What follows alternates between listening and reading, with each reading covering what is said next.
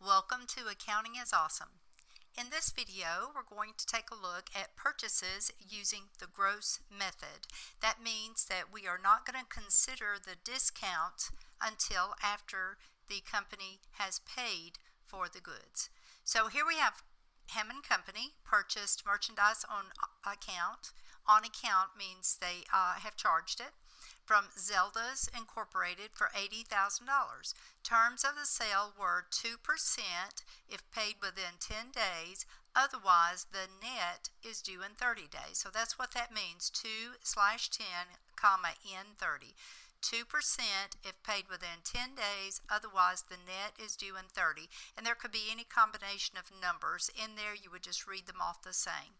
So our first chore here is to prepare the journal entry to record the purchase on Hammond Company's books using the gross method. Note, we're saying then that Hammond is the buyer. So here we have merchandise inventory. So Hammond is purchasing this merchandise. They're receiving the merchandise. So we're going to debit merchandise inventory, and they owe Zelda's for the merchandise. So we're going to credit accounts payable to Zelda's. Now for number 2, we want to prepare the journal entry to record payment of the invoice, assuming that Hammond Company pays within the discount period. So they are paying within this 10-day period. So remember back to number 1, they get a 2% discount if they pay within the 10 days. So over on the right hand side, you'll see I have the calculations for you. $80,000 times 2% would be $1,600. This is the amount of the discount that will be allowed. So take the $80,000, subtract that $1,600 from it, and you end up with $78,400. So the way we would make that entry is, here back to the left now, the full amount that is owed to Zelda's is $80,000. So we're going to be settling that debt in full as Hammond Company. So we want to debit accounts payable for the full amount, $80,000, and then remember that we had the discount of $1,600. We are going to credit the merchandise inventory account because we don't really have $80,000 invested or valued in that inventory now. We have $1,600 less than we originally recorded it for because we were able to take advantage of the discount. And then the amount of the cash or check, in this case more than likely, would be $78,400. Always check and make sure that you are even on both sides, that you have the same amount tallied up on both sides. So we do have $80,000 debit, and when you add these two together, you will have $80,000 as well.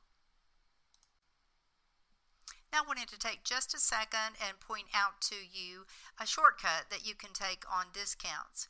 So instead of using 2 steps here where we calculate the discount and then kind of subtract off that discount, instead we can realize that if we owe 100% of the total, okay, we pay the full amount, but if we get a 2% discount, subtract that off, and that means that we as Hammond Company would be paying 98%. So you can take the full $80,000, multiply it times 98%, and you would get the same number. Let me show you. Okay, so I've just added this onto the screen for you. 80,000 times 0.98 for 98% is equal to the same amount, 78,400. So use this anytime you can. The more you use it, the more practice you get with using the method this way, taking 1 step instead of 2, the faster and more comfortable you will be with that. So let's continue with Hammond Company and Zelda. But this time, for number 3, we're going to prepare the journal entry to record payment of the invoice, assuming that Hammond Company does not pay within the discount period, which was in 10 days. So in this case, there's nothing to calculate. The amount that was recorded on the books in the original for accounts payable to Zelda's was $80,000, and this is the amount that is truly owed because the 10-day discount period was not met. So here we would debit accounts payable to Zelda's for $80,000, and we're going to credit the cash account. Even though a check is likely to be sent, this is still the cash account that we're going to credit. Now we're going to look at a couple of other scenarios that might occur with a purchase. Number 4 says damaged merchandise valued at $10,000 which had been discounted is returned prior to payment. So in this case, I give you the information that it has been discounted at 2%. However, this is the gross method and the goods have not been paid for yet, and we recorded at the amount, at the gross amount, so we're going to actually take the full $10,000 because we're using the gross method. We are going to take that full $10,000 off, and the way that we will reflect that is and we return the merchandise as well. Okay, so that is going to subtract the amount that we owe Zelda's. We'll recognize that with a debit to accounts payable. It's also going to reduce the amount of inventory that is on hand now by the same $10,000. So we will reflect that with a credit into the merchandise inventory account. Okay, now we have number 5 on the screen. So let's assume an $800 allowance is given to Hammond Company to keep damaged merchandise prior to payment. So in this case, perhaps the company, now they did send back $10,000 in merchandise, but let's say perhaps the shipment involved sofas, and perhaps they were the wrong color.